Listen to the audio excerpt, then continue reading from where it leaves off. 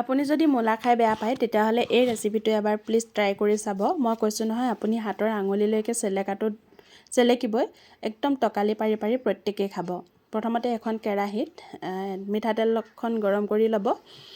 গৰম কৰি লোৱাৰ পিছতে 6 ফুটমান দি দিব এনেকৈ নহৰু দিয়াৰ পিছতে আপুনি যিমানটো পৰিমাণত জলকীয়া খায় সিমানটো পৰিমাণত কেঁচা জলকীয়াও দি দিব তেলখিনিত। তাৰপিছতে দি দিব 2টা বিলাহী এনেকৈ দুফালকৈ কাটি, আৰু গোটেইখিনি একদম সিজি যোৱালৈকে ভাজি থাকিব আৰু নহৰুৰ পৰা এটা ধুনীয়া গোন্ধ অহালৈকে ভাজি থাকিব। আৰু মূলা খাই বহুতেই বেয়া পায়, কিন্তু এনেকৈ খালে বহুতেই ভাল পাব। আপোনালোকক মই কৈ দিলোঁ।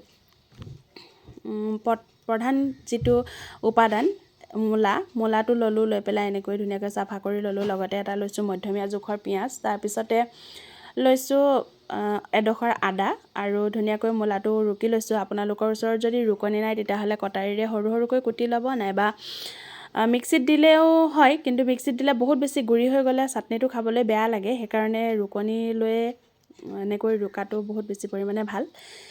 আৰু এনেকৈ মোৰ মূলাখিনি ৰুকি হোৱাৰ পিছতে মই তাতে ৰুকি লৈছোঁ একেলগতে আদা, আৰু আদাটো ৰুকি হোৱাৰ পিছতে মই তাতে কাটি দিম পিঁয়াজটো, সৰু সৰুকৈ কুটি দিম। আৰু বাকী মই যিখিনি ভাজি থৈছিলোঁ বিলাহী, নহৰু আৰু জলকীয়া, সেইখিনিও মই ঠাণ্ডা হ'বলৈ থৈ দিছোঁ।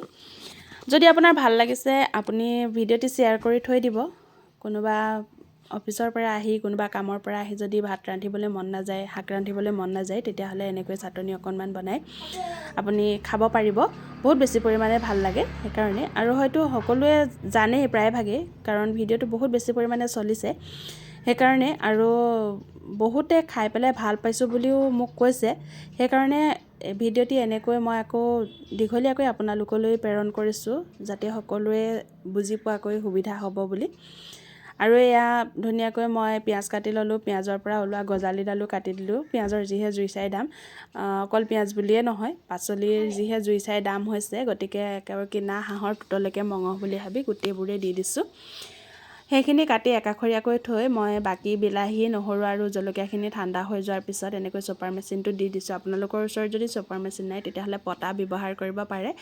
চাব যাতে বহুত বেছি গুড়ি হৈ নাযায়। অকণমান মানে এডোখৰ দুডোখৰ চুবাব পৰা হৈ থাকিলে ভাল, একেবাৰে পিছল হৈ গুড়ি হৈ গ'লে বেয়া লাগে।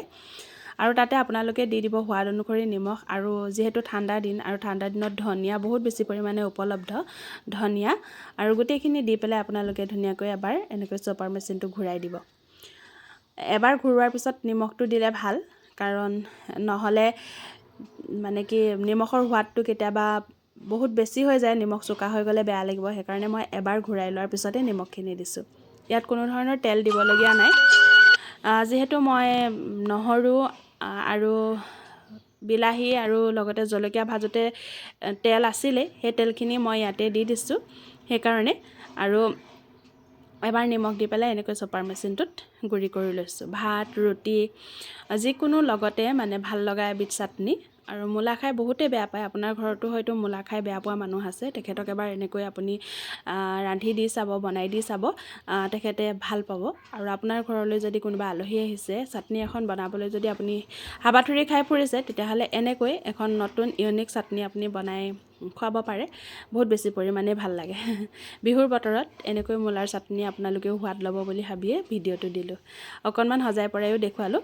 চাটনিখিনি এনেকৈ সানি লোৱাৰ পিছতে আপোনালোকে অকণমান নেমু চেপি দিব, কাজি নেমু, তেতিয়া বহুত বেছি পৰিমাণে ভাল লাগে। আৰু তাৰপিছতে দি দিব এটা ভোট জলকীয়া, দি পেলাই ফটোকেইখনমান মাৰি ল'ব। ফটোকেইখনমান মাৰি পেলাই ভাতৰ লগতে খায় নে ৰুটিৰ লগতে খায়, ধুনীয়াকৈ আপোনালোকে উপভোগ কৰিব। আৰু ভোগালী বিহুৰ শুভেচ্ছা জনালোঁ সকলোকে। আজিলৈ ইমানেই আছিলে। আকৌ লগ পাম অন্য এটি নতুন ভিডিঅ'ত।